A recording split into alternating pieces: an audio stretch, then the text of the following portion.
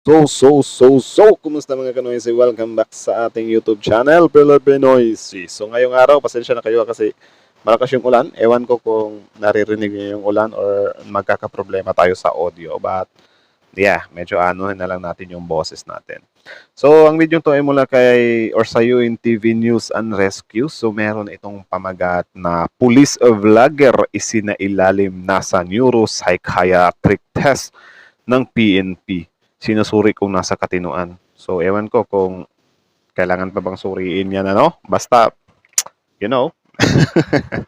So, yun, bago natin ito simulan, UNTV News and Rescue, support nyo yan, and courtesy na rin. Tapos, syempre, our YouTube channel, kung gusto nyo ng mga ganitong reaction video, may kasama kayong manood, huwag nyo na rin kalimutang supportahan yung YouTube channel natin, Pilipinoysi. So, mga Kanoysi, hindi na natin ito patatagalin pa. Simulan na natin, baka agawin pa ng China.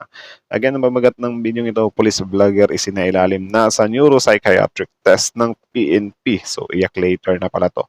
So, UNTV News and Rescue, Pilipinoysi, like, comment, share, subscribe, start. Lol. Kahit presidente ka pa ng Pilipinas, kung mali yung utos mo sa akin, hindi kita susundin. Sino Tama naman. May point naman yun. Di ba? Kahit sino na namang tao, min. Kung mali yung iutos ng presidente, wag mong sundin. Tama naman yun. Tama naman yun. So, ewan ko lang dati, or I think hindi na to umabot kay PRRD. Ewan ko lang kung nung time na kunin siya ni PRRD, di ba? Or naging miyembro siya ni PRRD. Tapos magkasa si PRRD ng war on drugs. Tapos, kapag sasabihan siya ni PRRD ng encourage them to fight. Ewan ko lang kung susundin niya ba yon or hindi. Di ba? Ewan ko lang. ka ba para sundin ko, di ba? O may tama daw ako eh, may tama daw ako. May tama ka, sir. So, sagutin niyo yon, may tama daw ba siya or hindi? Or wala? Isa lamang ito sa maraming mga banat na nakapost sa social media page ni Patrolman Francis Steve Fontillas laban sa Pangulo at sa gobyerno. Ayon sa palasyo, ikinagulat ng Pangulo ang mga naging pahayag ni Fontillas kaya't dapat lamang napatawan ito ng kaukulang parusa. At Tama sino naman. naman po sigurong Pangulo, mabibigla po sa tinuran ng sinasabing Police. opisyal, uniform personnel. Alam po natin Police pa mismo. Kaso naging vlogger eh. Baka gusto niya mag-vlogger na lang. Baka nakakita siya ng mga sahod reveal sa Facebook. Kaya siguro na pagtanto niya, konti lang naman kikitain ng police. Gusto ko maging vlogger. So, para maging vlogger, gawa issue. Diba? Kasi, bigla mo na lang aatakihin yung Pangulo. Di mo pinag-iisipan. na pagka-uniform personnel, dapat po impartial Tama. at non-partisan. So, doon pa lamang po ay may violation na po siya. So, Non-partisan. kung ano pinararapat na kung meron man pong pagdidisiplina o parusa, siguro dapat lang pong ibigay. Kaya naman ang Philippine National Police agad Tapos yung mga, syempre, yung mga solid supporter ng mga DDS, wala na, in advance na nila to. May pasabi-sabi na nila na wala, pag-iinitan ka talaga ng gobyerno dyan. Actually, hindi yan pag-iinitin, kundi tinatama ka lang. Kasi syempre, ang pangit naman, di ba, kung merong pulis na iba yung layunin niya or iba yung mindset niya kaysa sa nangyayari sa gobyerno. So isipin nyo itong pulis na to, what if nasa time to ni PRRD tapos gaganon-ganonin niya si PRRD? Do you think hindi din nila tatanggalin yan? Yung guro nga lang na may sinabi lang yung guro sa kanila, pinalagan nga nila eh. Kinasuhan nga nila eh. Tapos ngayon, kapag itong pulis na to, aksyon na ni PBBM, biglang anuhin naman na abuso sa kapangyarihan. So ano ba talaga? Parang doon lang kayo pababor kapag papabor din sa inyo. kumilos para sampahan ang criminal complaint na inciting to sedition ang naturang pulis. Diba? Ayon kay PNP spokesperson at Police Region 3 Director, Police Brigadier General Jean Fajardo, mahigpit na ipinagbabawal sa kanila ang magpahayag ng personal na saloobin sa social media, lalo na kung ito ay tungkol sa politika. Kinasuhan na po Personal na saloobin. Bawal yan. Aware ang mga pulis dyan. Especially inciting to sedition. Bawal yan. Tapos sasabihin ng mga solid DDS, di ba? Ano yung sasabihin nila? Ano ba yan? Wala nang karapatan na magpalabas ng tawag dyan? Wala nang karapatan yung mga pulis na magpalabas ng tunay nilang nararamdaman. Actually, meron naman. Pero wag mong daanin sa ganyan. Diba? And then, yung sinasabi nyong ganyan, what if sa time ni PRRD, meron din siyang pulis na nagpalabas ng ganyang hinanakit or ganyang sama ng loob, do you think palalampasin lang yan ng Pangulo? 'Di ba? Kapag hindi ka magbi-blend dun sa mismong mga layunin ng gobyerno, di ka dapat ang tawag diyan, di ka dapat nasa hanay nila. 'Di ba? Gets niyo ba 'yon? Kahapon ng QCPD itong si Patrolman na Francis Puntillas, pagkatapos pong maidokumento yung mga post po niya sa kanyang social media na nagpapayan na i-overthrow po niya di umano itong gobyerno, pagkatapos po siyang i-caution ng isa po doon sa nag-comment po sa kanyang vlog po, at maliban pa po doon ay may mga iba pa po siyang mga naging pahayag. Vlog pa. Okay lang sana kung nagpalabas ng sama ng loob na parang biglang aayaw na. Tapos malaman-laman mo doon pa sa vlogging page niya, 'di ba, or channel. At sa posisyon po ng QCPD, ito po ay papasok po sa inciting to sedition, kaya sinampahan na po siya ng kaso kahapon in relation po sa cybercrime law. Kinumpirma Pumasok siya sa inciting to sedition. Tapos, ang pananawagan ng mga DDS, mga diehard supporter nila, pinapatahimik daw. Inciting to sedition nga, di ba? Alangan namang pabayaan yan. Di ba? Yun nga, sabi ko sa inyo, nung time ni PRRD, kung merong mga pulis na mag-i-incite to sedition, do you think hindi i-actionan ng gobyerno nila yan? Of course, a-actionan nila yan. Iba yung layunin mo eh. Iba yung plano mo eh. Magkakasagabal ka lang. Di ba? Parang unhealthy ka ba? Ganun. Tapos dito, malaman-laman natin, pinapasuri kung nasa katinuan ba. din ni Brigadier General Fajardo na sumasa ilalim na sa neuropsychiatric test si Fontillas sa National Capital Region Police Office o NCRPO upang malaman kung nasa wasto itong katinuan. Nakitaan na umano ito ng erratic behavior at mood swings noong 2023, kaya't isinailalim ito May mood swings na pala noong 2023, so 2025 na ngayon. Kinukonsil lang naman pala to eh. Or ewan ko, kinukonsinti ba talaga? Or baka nag-aano lang na okay na, pasado na pero hindi pala or whatsoever. Di ba? Dapat, nako, mahirap to. sa gamutan.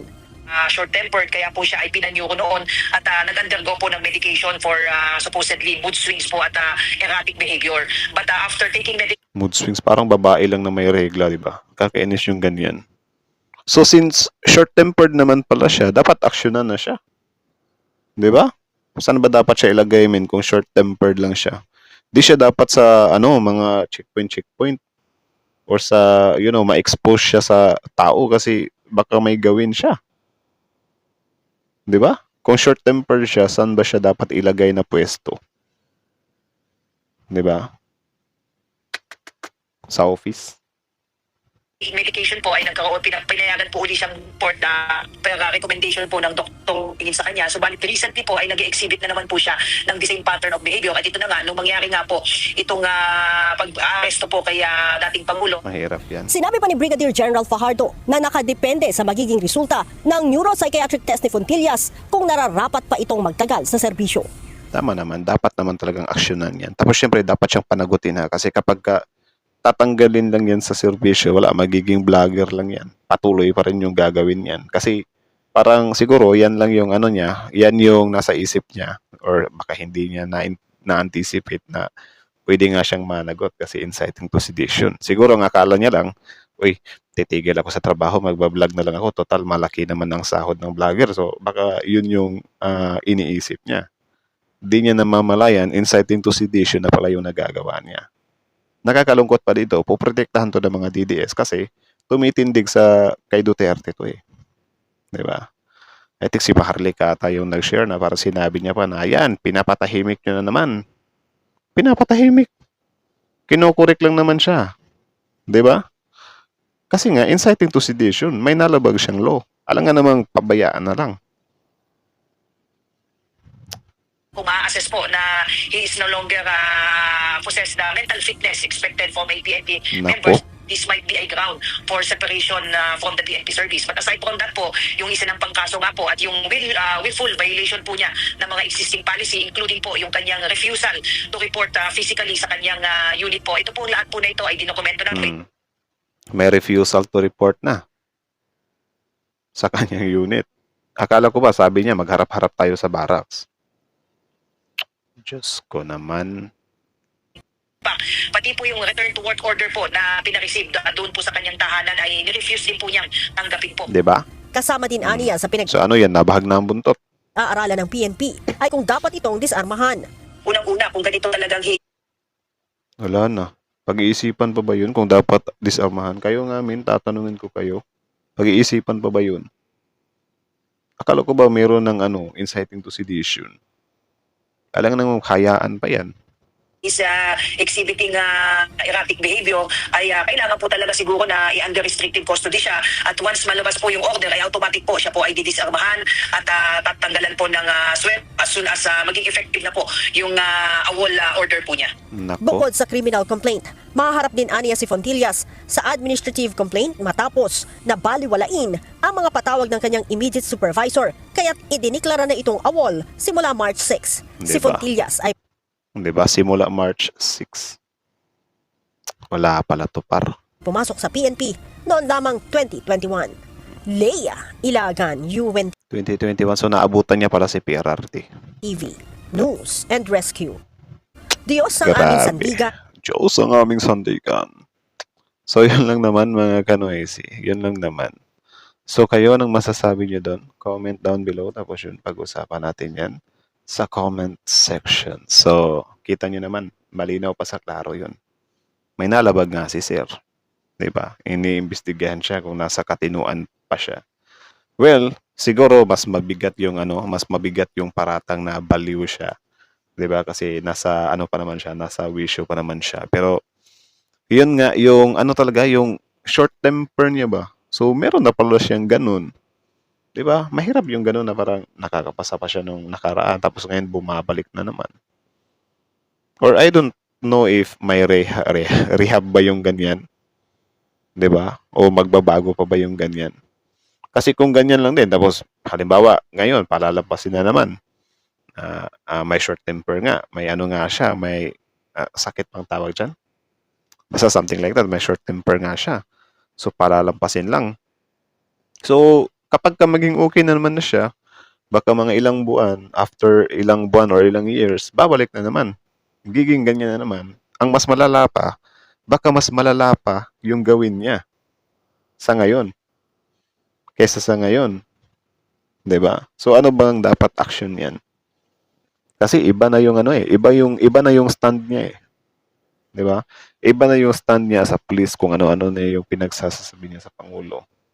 Sabi-sabi pa siya na kung mali, kahit pangulo ka, kung mali iutos mo sa akin, of course, hindi ko susundin yan. Which is tama naman. Kasi sino ba naman yung matinong tao na susunod? Meron nga palang ganyan Pero kung isipin nyo kasi kunyari sumama siya. Kunyari lang sumama siya sa pag-aresto kay PRRT. So, so ano yung mangyayari? Well, binabasahan ni Tory. Baka siya yung biglang i-epal doon. Sir, wag mong hulihin si PRRT. Wag mong gaganyan-ganyan. So, meron siyang alam nyo kung gaano siya makakapirwisyo sa mga operasyon. 'Di ba? Kung iba yung iba yung mindset mo sa nakakarami. Kaya nga ang naman diyan men is hindi naman talaga sila pinagbabawalan na maramdaman yung nila, yung hinaing nila or yung political biases nila. Pero huwag sa ganitong paraan na bigla-bigla ka na lang maglalabas ng statement na naka-uniforme ka pa. 'Di ba? Kasi hindi tama siya. Tapos may pa-inciting to sedition pa. Mas napasama ka patuloy. Ang masama pa dyan, kasi since sinuportahan nyo nga yung yung tao na may maraming supporter, of course, ibabak ka nila. Susuportahan ka nila. Kahit na ang pinaggagawa mo is inciting to sedition na. Ipagtatanggol ka nila. And yun nga yung nangyari. Pinagtatanggol ka nila. Na yung pinagsasasabi nila. God bless sa'yo, sir. 'Di ba? Wala, pinapatahimik ka lang nila. May paganon-ganon na yung mga supporter. Inaabuso yung kapangyarihan. So ang tanong, wala ba siyang nilabag na batas? Tapos may patunay ba siya na inutusan siya ni PBBM ng hindi maganda?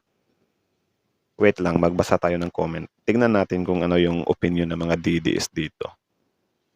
Pakita ko lang sa inyo. Kasi malinaw naman yon, inciting to sedition. Tapos, yun nga yung test niya about sa utak niya or whatsoever. So, tingnan natin yung mga ano nila ha, yung comment nila. So, ito. Sir, salot kami sa'yo. May bayag ka. Hindi ka kaya tapalan ng pera. So, may bayag na pala yung ano, yung mang-incite to sedition. Unang-una, paano siya nakapasok sa PNP kung may neuro problem? Yan din. Malaking question din yan. O baka naman wala talaga siyang tama. Baka naman sinasabi niya lang yung saloobin niya. So yung ito naman men, yung unang-una, bakit siya nakapasok sa PNP kung may neuro problem? Meron talagang nakakapasok na ganyan ano. Yun yung mga I think tinatawag na parang fixer style. 'Di ba? Tayo nga dito sa Pilipinas, magugulat tayo, may mga lisensya naman pero bakit mga kamote drivers, kamote riders, yun pala nagfi-fixer, 'di ba? Nakakalungkot lang din kasi akala natin porket may lisensya, maingat na sa kalsada. Kamote pala kasi nagfa-fixer. So itong tanong mo na parang unang-una, paano siya nakapasok sa PNP kung may neuro problem? Baka dahil doon, 'di ba? Tsaka 2021 pa naman siya nakapasok. Sobrang matino si Sir. Saludo po ako. Paano naging matino yun, min? Grabe yung mindset ng mga DDS talaga, par. Yan ang matapang na pulis, God bless. Matapang na pulis. Tapos ngayon, kapag pinapatawag na, hindi na nagpapakita. Anak ng titing, ito talaga mga taong to, kontento na sila sa tapang-tapangan sa social media. Tapos kapag harapan time na, kapag hindi humarap, wala na. 'Di ba? Wala, no comment na kayo. Salute sir, laban tayo hanggang dulo. So pinagtatanggol pa nila yung pulis. Salute sa'yo sir, a million times. Ay nako, ewan ko sa'yo. Tama yan sir, nakikita namin lahat papaano sila umaksyon. Wala nang batas sa kanila. Dinaan nga sa due process si PRRD, di ba? Paano kung in-encourage to fight ni Torres si PRRD? Hindi mas lalo kayong malulungkot ngayon. Buti nga binasahan siya ng Miranda rights eh. 'Di ba? Siguro yung mga kaanak ng mga victim ng EGK. Gusto nila encourage to fight. Ang niya, Pahardo, bakit bilis ang takbo mo nung kinausap ka ni Bongo, madam? So iba din 'yan. Pagsabi ng totoo against government, tanggalin agad. Anong totoo dun? Ay nako, PNP Chief Marvel nga sabi hindi daw adik ang nagsashabu. Dapat ipa-neuro din siya. Mix talaga yung comment nila men. Sarot brother, may prinsipyo ka, hindi ka tulad ng iba takot. So, I think yun na lang muna. Kayo na bahalang humusga sa mga comment ng mga DDS. Sabi ko nga ba eh. Sabi ko na nga ba eh. Meron talaga magpuprotect ka, sir. Diba? Ito yung isa sa nakakalungkot, min. Kasi yung mga DDS kasi, na sila? Kapag hindi papabor sa kanila, hindi nila agreehan yun. Diba? Like for example, yung mga news outlet, bias yan, fake news yan, bias, fake news. Pero kapag kapapabor sa kanila, yun yung susuportahan nila. Kahit si PRRD, meron nga siyang EGK, si Sir, inciting to sedition. Totoo naman, makikita din naman natin sa vlog niya. Pero wala, binabaliwala nila kasi alam nila na si Sir sumusuporta sa tatay nila. Diba? My goodness, Pilipinas, bahala kayo dyan. So, I think hanggang dito na lang muna. Kayo na masasabi nyo doon. Comment down below. Tapos yung pag-usapan natin yan sa comment section. So, again, UNTV News and Rescue, courtesy. Tapos syempre, Filipino IC. Like, comment, share, subscribe. Filipino IC is out.